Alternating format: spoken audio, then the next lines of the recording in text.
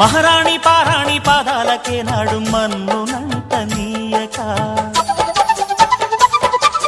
మహారాణి పారాణి పాదాలకే నాడు మన్నునంట నీయక నడిచేటి దారుల్లో నా గుండె పూబాట పరుచుకుంది మెత్తగా శాంతికే ఆలయం ఆమె నెమ్మది అందుకే అంకితం